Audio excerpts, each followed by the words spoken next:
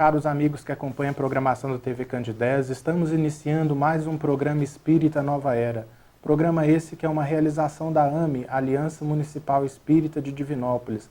Os nossos encontros sempre têm o objetivo de abordar os temas pertinentes à doutrina espírita, temas da atualidade, à luz da doutrina dos espíritos. No programa de hoje, nós vamos trabalhar o tema A Fé que Transporta Montanhas, baseado em uma fala de Jesus. E para estar conversando conosco sobre isso, nós trouxemos o nosso amigo José Amaral. Bom dia, José, seja bem-vindo. Bom dia aos amigos de casa.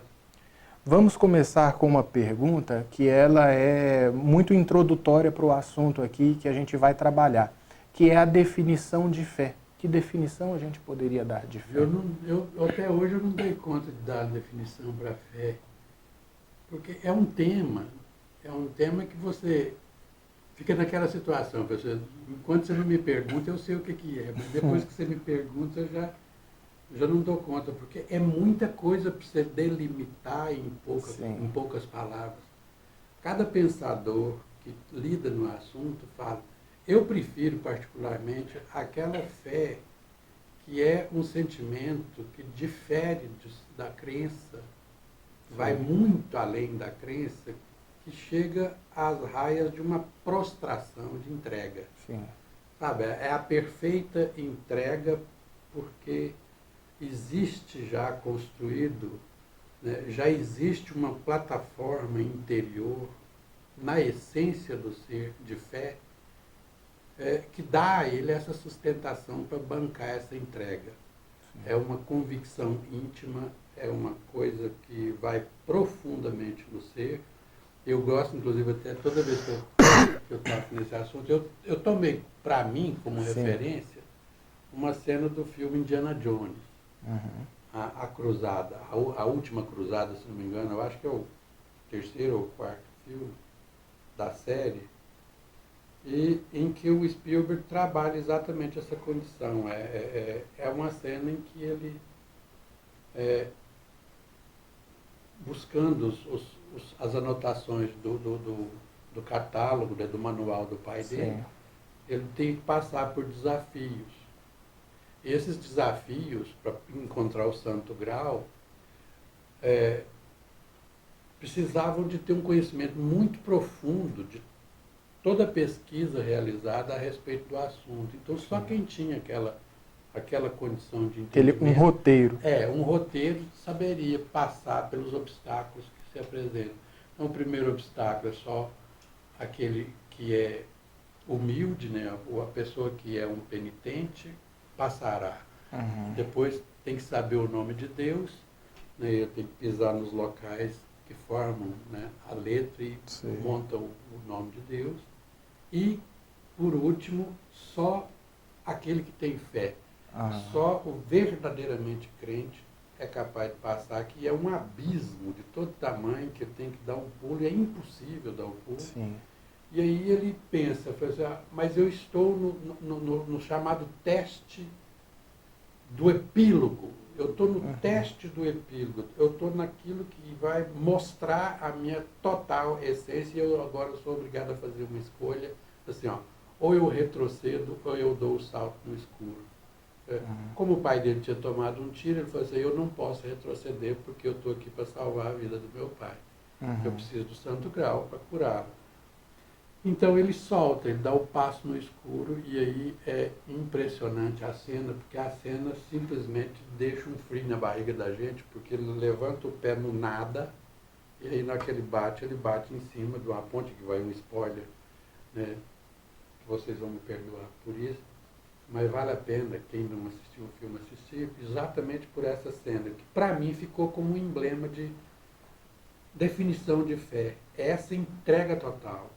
A mesma entrega total da hemorroísa, que sofria de um sangramento por 12 anos, e que fez com que ela buscasse, se enveredasse pela multidão, arranjasse um jeito de tocar as fímbrias da túnica de Jesus e absorver dele a virtude, né? Tanto é que Jesus percebeu que o toque foi diferente a tal ponto que ele percebeu sair virtudes dele.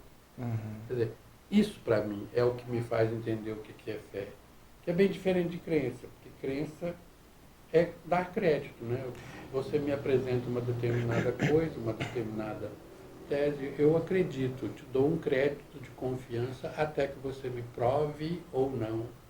E a crença, ela não te exige movimento, porque quando a gente vai ver as passagens das chamadas curas de Jesus, todos aqueles que foram beneficiados ali pela presença do Cristo nesse sentido, tiveram que empreender algum esforço de ir em busca. Isso deixou claro, né? Porque ele quando ele fala a célebre condição, batei e abrir-se-vos-á, pedi e obtereis, é exatamente isso. Há necessidade de uma atitude que antecede aquilo que você busca, a consolidação do que você busca. Então não é uma simples contemplação. Não. Né? Não. Aí a gente confundiria com esperança. Sim. E principalmente uma esperança que não é uma esperança proativa, Sim. uma esperança que te move em função. É aquela espera eterna. Né? Literalmente o cruzar os braços e aguardar que Deus faça por nós, o que nós teremos que fazer para provar a nossa fé. E aí a gente vai desenrolando todos os aspectos do significado da fé em nós. E qual é a importância da fé? Porque a gente deu uma definição ligeira e agora surge, atrelada a essa primeira questão, a importância da fé, a importância de nós reconhecermos a fé como algo representativo. Eu acho que para nós espíritas, a fé é tão importante que no livro Evangelho segundo o Espiritismo, eles deixam claro que a fé é a mãe de todas as virtudes. Quer dizer, pensa para você ver como que funciona isso. Certo? Se a fé é a mãe de todas as virtudes, eu coloco a fé como sendo o motor inicial. Como São Tomás de Aquino. Mas aí que está. É a história. A fé é o motor inicial, é aquilo que te liga e que te põe em movimento. Mas você entrar ou não no movimento vai depender dessa busca, né, dessa proatividade, dessa necessidade que você tem e dessa entrega íntima a se colocar no caminho para buscar. Então, a importância da fé é exatamente aquilo que vai nortear o seu ponto de referência, aonde você quer chegar. Para quem entende, para a gente que às vezes vai analisar as palavras de Jesus, às vezes a gente pega certas coisas que funcionam para nós como referência simples. Eu sou o caminho, a verdade e a vida, eu entendo, para mim fica mais fácil entender assim, eu sou o caminho que te leva à compreensão da verdade, que faz com que você entenda o sentido da vida. Quer dizer, então eu preciso trilhar esse caminho. Jesus deixou desenhado um caminho com placas sinalizadoras em todo lugar, metro a metro, você tem placas sinalizadoras para te orientar a sua trajetória nesse caminho. Então, fica muito fácil, relativamente, você seguir essas plaquinhas. Sim. Essas plaquinhas que te norteiam o comportamento. E a fé é o motor que te faz entrar no caminho e seguir. Quer dizer, a fé não é ponto de chegada, a fé ela é um combustível por um objetivo final. Porque se a fé fosse um ponto de chegada, né, ela teria uma... Seria uma culminância. Sim.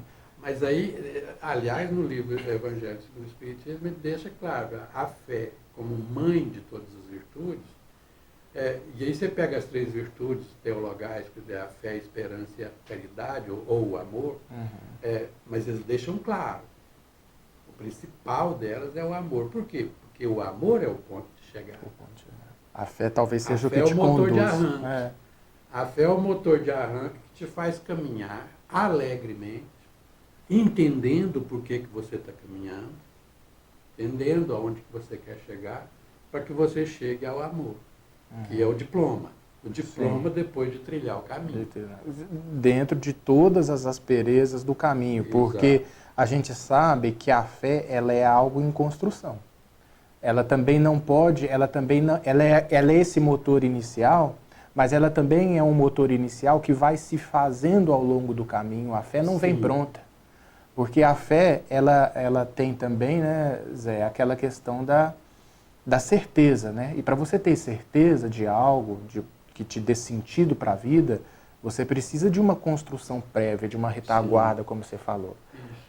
Então é preciso No caso do Indiana Jones, ele teve todas as anotações. Imagina a quantidade de tempo, a quantidade de investimento na pesquisa, no conhecimento, na coleta de dados, até que você colocasse tudo no manual que serviu de referência para um trilhar de caminho.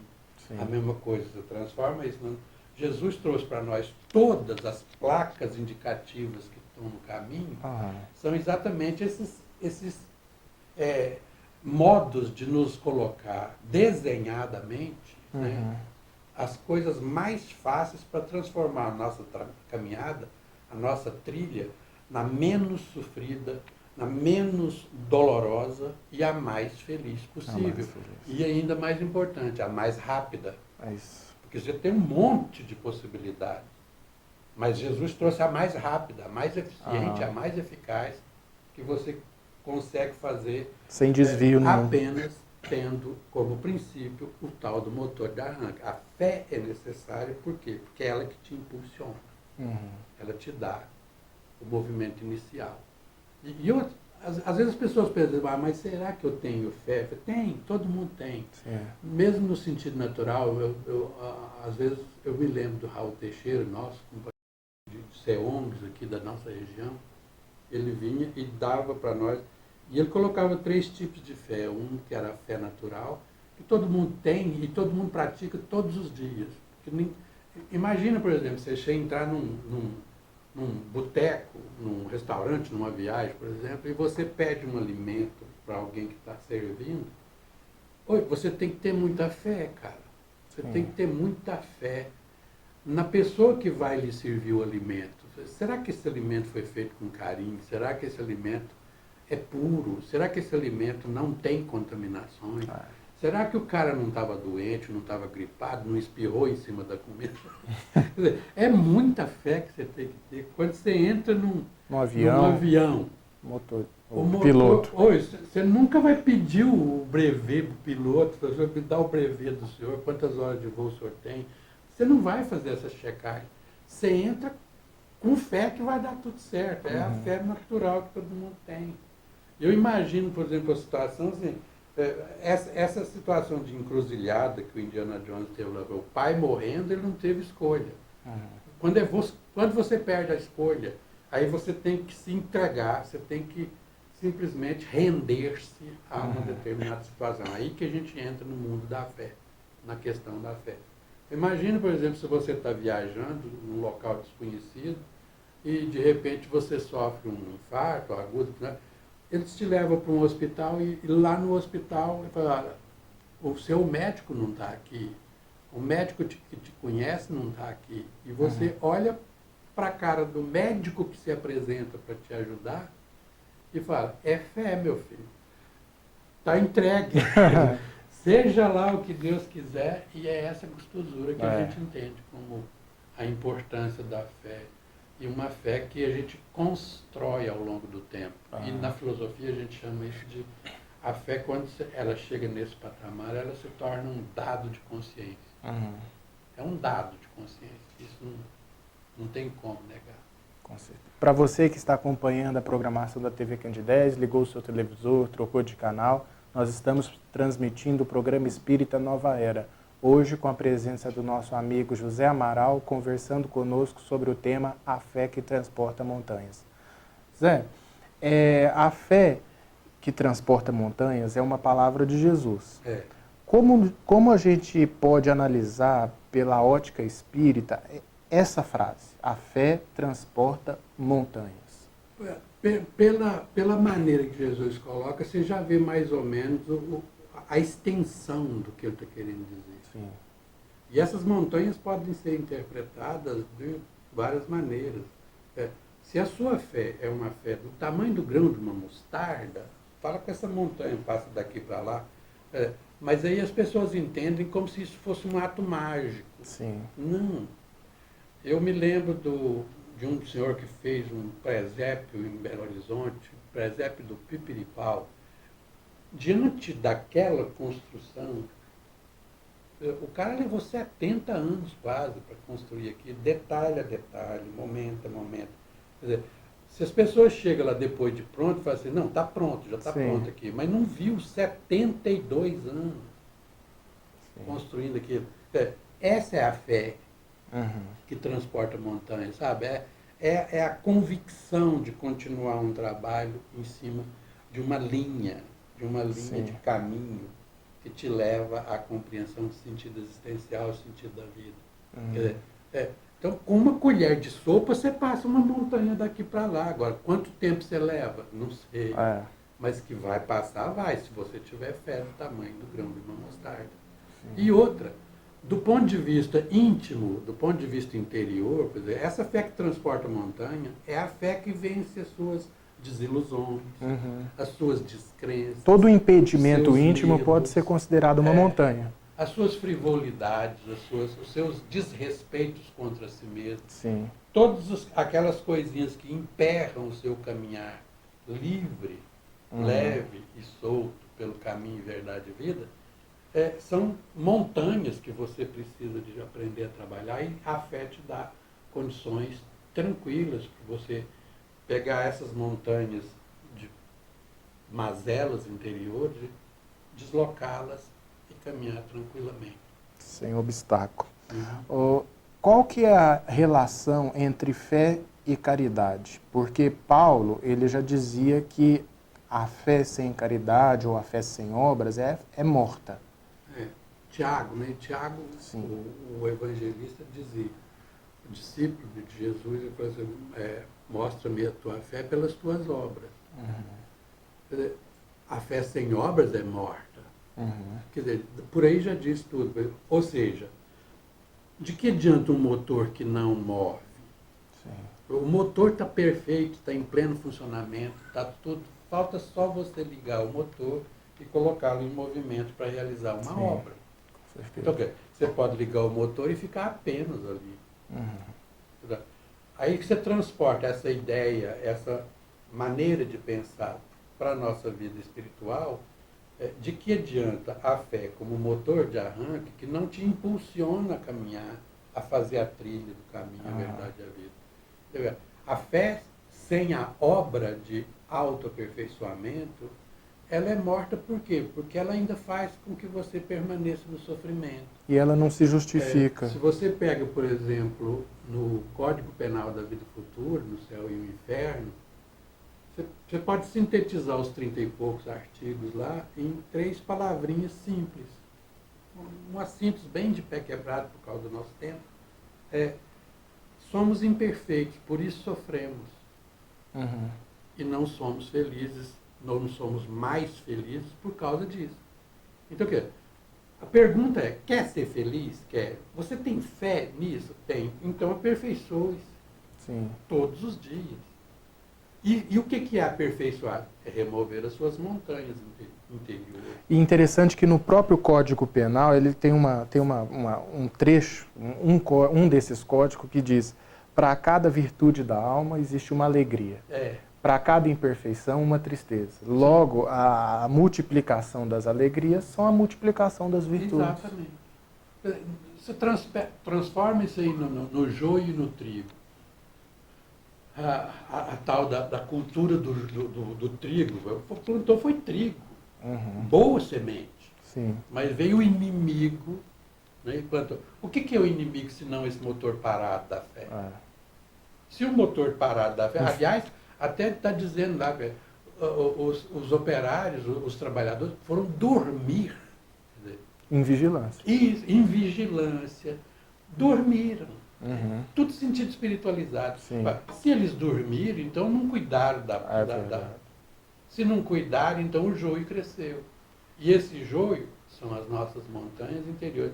Então, Eu gosto de brincar, às vezes, o que você quer fazer? Você quer aumentar a sua trigicidade ou você quer aumentar a sua joicidade?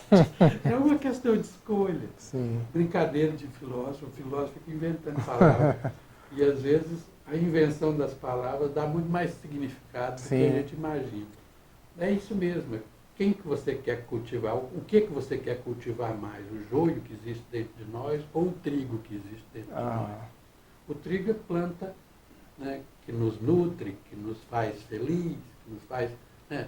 O joio não, o joio é tóxico, o joio é amargo, o joio não dá sabor e contamina o trigo. Contaminador. Contamina a farinha do trigo que vai contaminar o pão.